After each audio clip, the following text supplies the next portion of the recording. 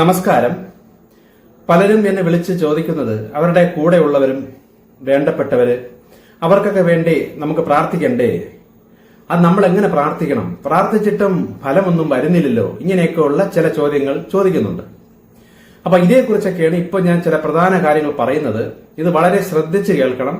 1, 2, 3 പ്രാവശ്യം ഈ മെസ്സേജ് കേട്ടാലും ഒരു കുഴപ്പമില്ല, അത്രയും നിങ്ങൾക്കിത് മനസ്സിലാകും.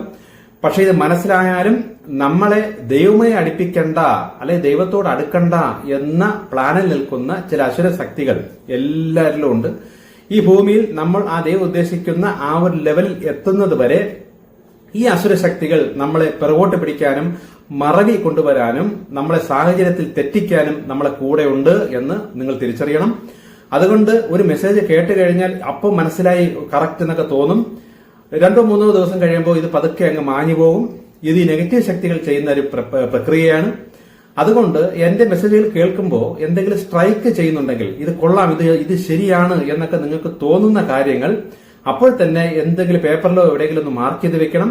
ഇടയ്ക്ക് അത് ഒന്ന് നോക്കണം. പക്ഷെ മെസ്സേജുകളിലൂടെ തപ്പാൻ പോയി കഴിഞ്ഞാൽ ഒരുപാട് മെസ്സേജ് ഉള്ളത് കൊണ്ട് ഇതിൽ ഏതിലാണ് കേട്ടതെന്ന് പിന്നീട് നിങ്ങൾക്ക് അറിയാൻ പറ്റാതായിപ്പോവും. അത് പ്രത്യേകം ശ്രദ്ധിച്ചുകൊള്ളണം. ഇത് ഒരു പ്രധാനപ്പെട്ട ഒരു കാര്യമാണ് ഇതിലൂടെ ഞാൻ പറയുന്നത്. അപ്പൊ മറ്റുള്ളവർക്ക് വേണ്ടി പ്രാർത്ഥിക്കുക. നമ്മൾ പ്രാർത്ഥിക്കണോ? ശരിക്കും പ്രാർത്ഥിക്കണം. പക്ഷെ ഈ പ്രാർത്ഥിക്കേണ്ടത് എങ്ങനെ എന്ന് പലർക്കും അറിഞ്ഞുകൂടാ. ഇനി അതിന്റെ ഫലം കിട്ടുന്നത് ഏതൊക്കെ രീതിയിലാണെന്നും നിങ്ങൾ തിരിച്ചറിയണം.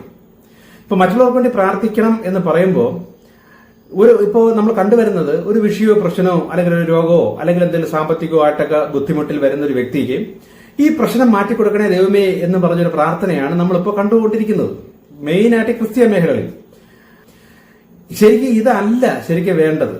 ഇത് വേണമോ എന്ന് ചോദിച്ചാൽ ഇപ്പൊ തീരെ ബന്ധനത്തിൽ പെട്ട് അല്ലെങ്കിൽ ഒരു വല്ലാത്ത അവസ്ഥയിലൊക്കെ പെട്ട് വരുന്ന ചില വ്യക്തികളെ ദൈവം ഒരു അത്ഭുതം പോലെ ഒരു പ്രവൃത്തി ചെയ്യും. അതിപ്പം ഏത് ഹിന്ദു മേഖലയായാലും ക്രിസ്ത്യ മേഖലയായാലും എവിടെയാണെങ്കിലും ഒരു മനസ്സ് തകർന്ന ഒരു വ്യക്തിക്ക് അവൻ വേറൊരാള് പ്രാർത്ഥിക്കുമ്പോൾ ഇവന് ഒരു വക ദൈവത്തെക്കുറിച്ച് അറിഞ്ഞൂടാ, ദൈവം എന്താണെന്ന് പോലും അറിഞ്ഞൂടാ, വിഗ്രഹങ്ങളെയോ അല്ലെങ്കിൽ മറ്റ് ചെറിയ ചെറിയ ശക്തികളെ ആശ്രയിച്ച് ഇതൊക്കെ ദൈവമാണ് എന്നൊക്കെ സങ്കല്പിച്ചിരിക്കുന്ന, ശരിക്കും ദൈവത്തെക്കുറിച്ചോ അവനവന്റെ ഉള്ളിലെ ചൈതന്യത്തെക്കുറിച്ചോ ഒന്നും അറിയൂടാത്ത വ്യക്തികളിൽ ദൈവം മറ്റുള്ളവർ വെറുതെ പ്രാർത്ഥിക്കുമ്പോൾ തന്നെ ഒരു അത്ഭുതം ചെയ്യും. അത് എല്ലാ സ്ഥലത്തും ചിലപ്പോൾ ആരാധന കേന്ദ്രങ്ങളിൽ നിന്നൊക്കെ വെറുതെ അവിടെ പോയി പ്രാർത്ഥിക്കുമ്പോൾ തന്നെ ഈ പ്രശ്നങ്ങൾ മാറിപ്പോകുന്നുണ്ട്. അത് ഒരു അറിവില്ലാത്തവർക്ക് ഇങ്ങനെ ഒരു ദൈവിക ശക്തി ഉണ്ട്, നിങ്ങളെ രക്ഷിക്കാൻ ഒരു ദൈവം ഉണ്ട് എന്നൊരു തിരിച്ചറിവ് അവരെ നിരാശപ്പെടുത്താതിരിക്കാൻ വേണ്ടി വരുന്ന ഒരു കാര്യമാണിത്.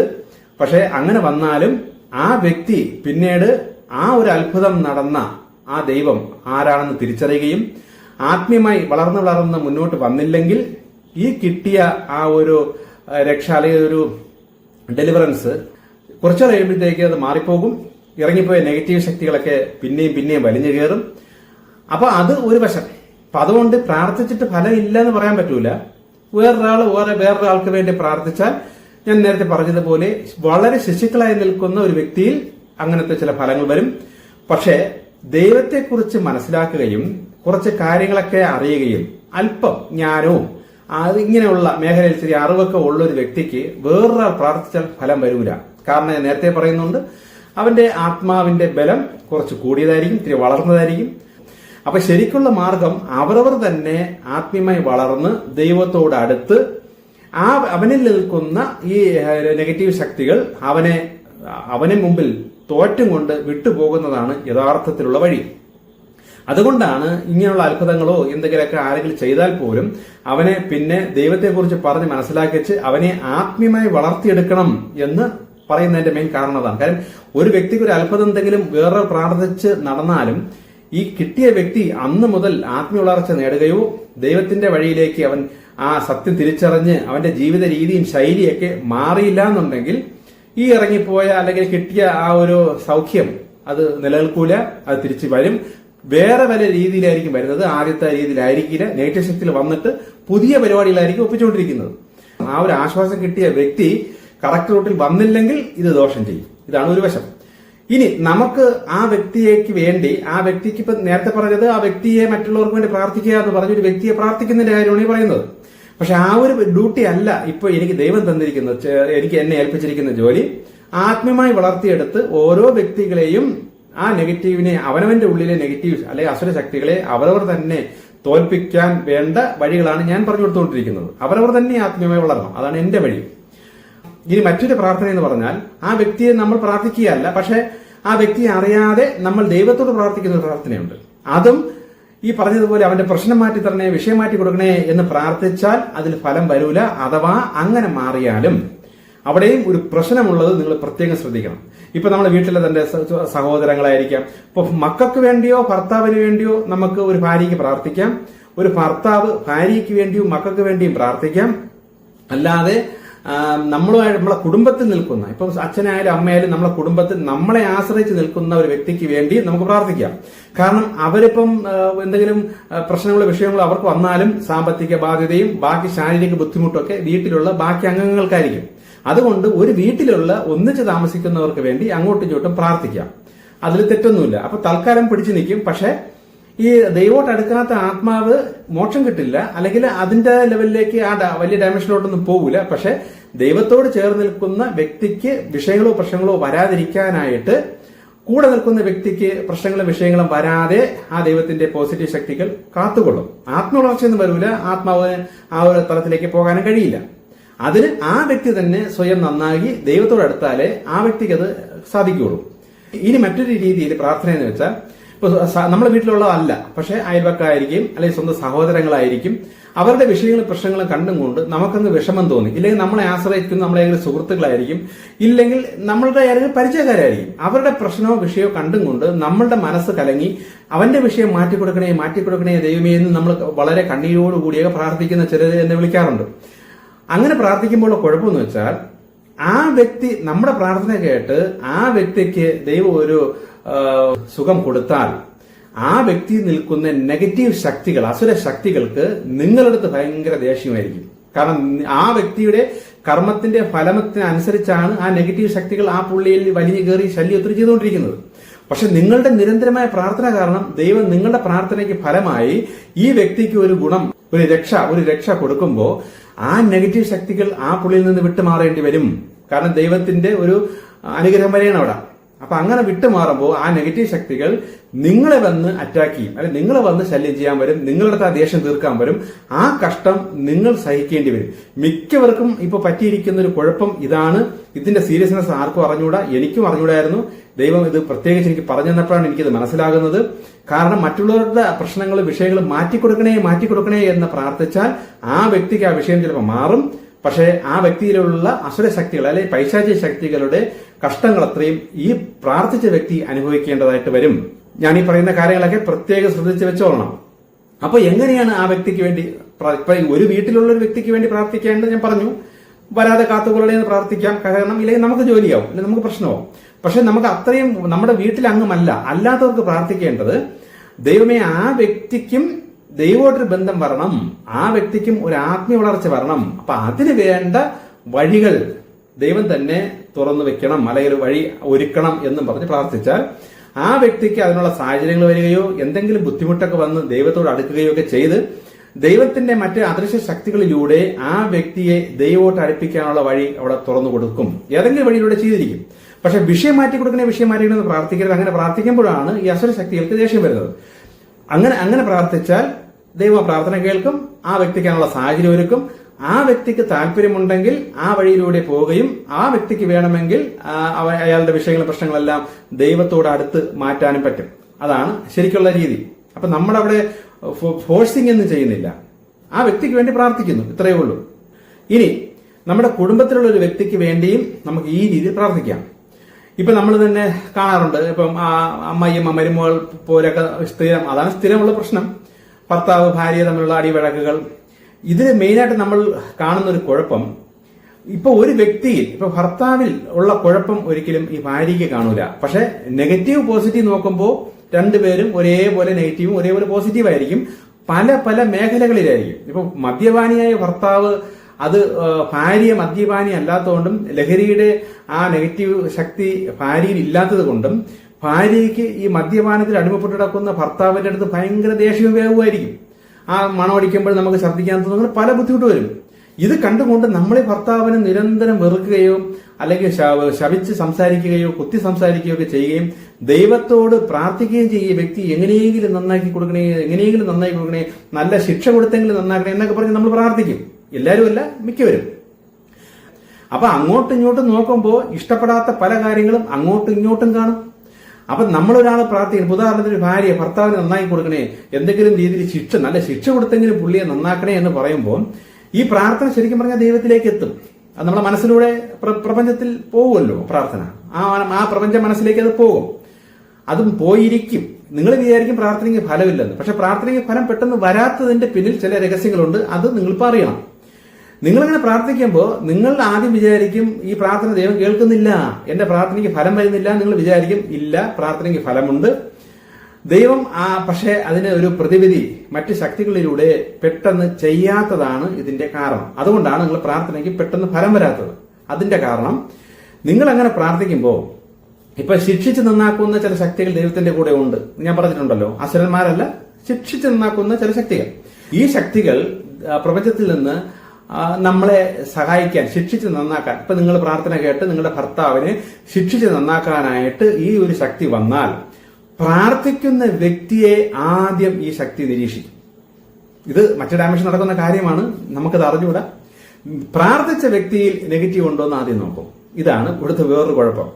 അപ്പൊ നിങ്ങളുടെ ഭാഗത്ത് എന്തെങ്കിലും തെറ്റുണ്ടെങ്കിൽ, അല്ലെ നിങ്ങളുടെ ഭാഗത്ത് എവിടെയെങ്കിലും കുറെ നെഗറ്റിവിറ്റി ഉണ്ടെങ്കിൽ, ശിക്ഷിച്ച് നന്നാക്കണേ എന്ന് ഭർത്താവിന് വേണ്ടി പ്രാർത്ഥിക്കുമ്പോൾ വരുന്ന ശിക്ഷയുടെ ശക്തി ആ ദൂതൻ അല്ലെങ്കിൽ ആ ദേവൻ അല്ലെങ്കിൽ ആ ദേവി ഫസ്റ്റ് നിങ്ങളെ നന്നാക്കും. കാരണം നിങ്ങളിലുണ്ട്, പ്രാർത്ഥിച്ച വ്യക്തിയിൽ തന്നെ ഇരിപ്പുണ്ട് നെഗറ്റീവ്. അപ്പൊ പ്രയോറിറ്റി ആദ്യം നിങ്ങളിൽ തന്നെയാണ്.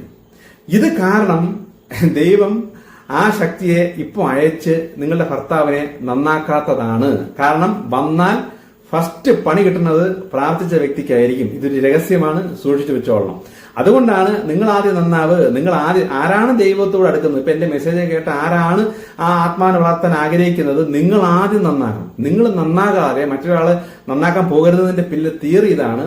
പ്രാർത്ഥിച്ചാൽ പോലും അവിടെ ഫലം വരാത്തതിന്റെ കാരണം ദൈവം നിങ്ങളെ രക്ഷിക്കുന്നതാണ്. കാരണം ഒന്നാമതേ കഷ്ടം വിഷമിച്ചിരിക്കുന്നു, അതിന്റെ ഇടയിൽ കൂടെ നിങ്ങളുടെ പ്രാർത്ഥന കേട്ട് ശിക്ഷിച്ച് നന്നാക്കാനുള്ള ആ ദേവനെയോ അല്ലെങ്കിൽ ആ ശക്തിയെയും കൂടെ അയച്ചാൽ അതിന്റെ നന്നാക്കലും കൂടെ നിങ്ങൾ താങ്ങൂല.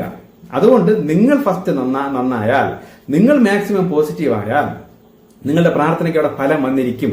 അപ്പൊ എത്രയാണോ നിങ്ങൾ പോസിറ്റീവ് ആവുന്നത് അതനുസരിച്ച് ആ ദൂതന്റെ അല്ലെങ്കിൽ ആ ദേവന്റെ പ്രവൃത്തി അവിടെ നടക്കുള്ളൂ. അങ്ങനെയാണ് ദൈവം പ്രോഗ്രാം ചെയ്തു വെച്ചിരിക്കുന്നത്. അല്ലാതെ ഒറ്റയടിക്ക് മറ്റേ വ്യക്തിയെ അങ്ങ് പൂർണ്ണമായി നന്നാക്കി എടുക്കൂല. അങ്ങനെയാണെങ്കിൽ നിങ്ങളെ ആദ്യം പൂർണ്ണമായി നിങ്ങൾ നന്നാക്കിയെടുക്കും. അപ്പൊ നിങ്ങൾക്ക് ഭയങ്കര കഷ്ടങ്ങളായിരിക്കും. നിങ്ങൾ ഒരുപാട് കഷ്ടത്തിലൂടെ കയറ്റി ഇറക്കി നിങ്ങളെ ആദ്യം റെഡിയാക്കി എടുക്കും. ഇതുകൊണ്ടാണ് അവിടെ പ്രാർത്ഥനയ്ക്ക് ഫലം വരാൻ പാട്. ഇത് നിങ്ങൾ തിരിച്ചറിയണം. അല്ല പ്രാർത്ഥന ജീവിതത്തിലൂടെ പോകാത്തത് കൊണ്ടല്ല, നിങ്ങളുടെ പ്രാർത്ഥനയ്ക്ക് ഫലം ഇല്ലാത്തത് കൊണ്ടല്ല, ഫലമുണ്ട്. ഇങ്ങനൊരു പ്രശ്നമുണ്ട്.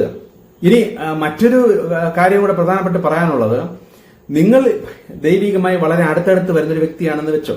ഇപ്പൊ നിങ്ങളുടെ ആത്മീയ വളർച്ച ഒരു 50% എത്തിയെങ്കിൽ നിങ്ങളുടെ പ്രാർത്ഥനയുടെ ഫലം 50% ഒട്ടും ആത്മവളർച്ച ഇല്ലാത്തൊരു വ്യക്തി മറ്റുള്ള വ്യക്തികൾക്ക് വേണ്ടിയോ അല്ലെങ്കിൽ ഇപ്പൊ ഈ ഗുണത്തിന് വേണ്ടി പ്രാർത്ഥിക്കാം, ശിക്ഷിക്കാൻ വേണ്ടി പ്രാർത്ഥിക്കാം. ഇപ്പൊ നമ്മളെ നിരന്തരം ശല്യം ചെയ്യുകയോ മനഃപൂർവ്വം നീതി ന്യായ വ്യവസ്ഥയിൽ നിന്ന് മാറി തനി അനീതി പ്രവർത്തിക്കുന്ന ഒരു വ്യക്തിയാണെങ്കിൽ നിങ്ങൾക്ക് ആ വ്യക്തിയെ ശിക്ഷിച്ച് നന്നാക്കി എടുക്കണമേ എന്ന് ദൈവത്തോട് പ്രാർത്ഥിക്കാം.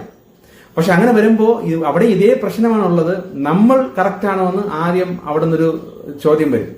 അപ്പൊ നമ്മൾ എത്രത്തോളം പെർഫെക്റ്റ് ആയി. ഇപ്പൊ ഉദാഹരണത്തിന് പലരും ഒരാൾക്ക് വേണ്ടി എതിർ പ്രാർത്ഥനകൾ പ്രാർത്ഥിക്കാറുണ്ട്, മിക്കവരും ചെയ്യാറുണ്ട്. കാര്യം നിവൃത്തിയില്ലാതെ വരുമ്പോൾ ദൈവമേ എങ്ങനെയെങ്കിലും നല്ലൊരു ശിക്ഷ കൊടുക്കണമെന്ന് പ്രാർത്ഥിക്കാറുണ്ട്. അത് മനുഷ്യന്റെ മനസ്സാണ്, സ്വഭാവം അങ്ങനെയാണ്. പക്ഷെ ഇങ്ങനെ പ്രാർത്ഥിച്ചത് കൊണ്ട് ദൈവം പെട്ടെന്ന് അവിടെ ഒരു ഫലം അങ്ങനെ ചെയ്യില്ല.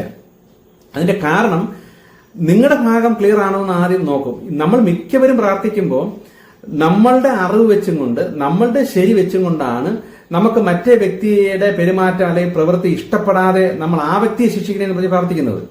ശരിക്കും നമ്മുടെ കാഴ്ചപ്പാടിലുള്ളത് ശരിയോ തെറ്റോ അത് ആദ്യം നോക്കണം. ചിലപ്പോൾ നമ്മുടെ ഭാഗത്തായിരിക്കും തെറ്റ്. നമ്മൾ പഠിച്ചു വെച്ചിരിക്കുന്ന രീതിയും നമ്മുടെ ജീവിത ശൈലിയിലും നമുക്ക് താങ്ങാൻ പറ്റാത്തതുകൊണ്ടും ഉൾക്കൊള്ളാൻ പറ്റാത്തതുകൊണ്ടുമാണ് മറ്റേ വ്യക്തിയോട് നമുക്ക് ദേഷ്യം വരുന്നത്. പക്ഷെ ദൈവത്തിന്റെ കണ്ണിൽ, ദൈവത്തിന്റെ നിയമപ്രകാരം ആ വ്യക്തിയായിരിക്കും കറക്റ്റ്. ഇപ്പൊ ഉദാഹരണത്തിന് ഒരു വ്യക്തി എന്നെ വിളിച്ചിട്ട് പറഞ്ഞതാണ്, വീട്ടില് പൂജാമുറി പടങ്ങൾ എല്ലാം വെച്ച് ഡെയിലി വൈകുന്നേരം ഇത്ര മണിക്കൂർ ഞാൻ അകത്ത് പൂജയും പ്രാർത്ഥനയൊക്കെ ചെയ്യും. എന്റെ മരുമോനും അല്ലെങ്കിൽ മകൾക്കും ഭർത്താവിനൊന്നും ഇത് ഇഷ്ടപ്പെടുന്നില്ല. ഞാൻ ഈ അടുത്ത കാലത്താണ് ആത്മീയമായി ഒരുപാട് കാര്യങ്ങൾ മനസ്സിലാക്കുകയും പല ധ്യാനങ്ങളൊക്കെ ചെയ്യുകയൊക്കെ ചെയ്യുന്നത്. അപ്പോൾ ഇത് ചെയ്യുമ്പോൾ എന്റെ ഭർത്താവും മരുമോന്റെ കൂടെ കൂടിയ മകളും ഒക്കെ എന്നെ എതിർക്കുകയും പുച്ഛിക്കുകയൊക്കെ ചെയ്തുകൊണ്ടിരിപ്പുണ്ട്. ഇവർക്കെതിരെ ഞാൻ എത്ര പ്രാർത്ഥിച്ചിട്ടും അവരുടെ സ്വഭാവം ഒന്നും മാറുന്നില്ല എന്നും പറഞ്ഞ് ഒരാൾ എന്നെ വിളിച്ച് വിഷമം പറഞ്ഞു. ഇത് സ്ഥിരം പലരും വിളിക്കുന്നു. ഇത് ഒരു മേഖല ഇങ്ങനെ, ഇതേപോലെ പല പല മേഖലകളിലും എതിർപ്പ്. ഇപ്പൊ ഉദാഹരണത്തിന് വേറൊരാൾ എന്നെ വിളിച്ചിട്ട് മക്കള് രണ്ടുപേരും പള്ളിയിൽ വരുന്നില്ല, മക്കൾ രണ്ടുപേരും പ്രാർത്ഥിക്കാൻ വരുന്നില്ല.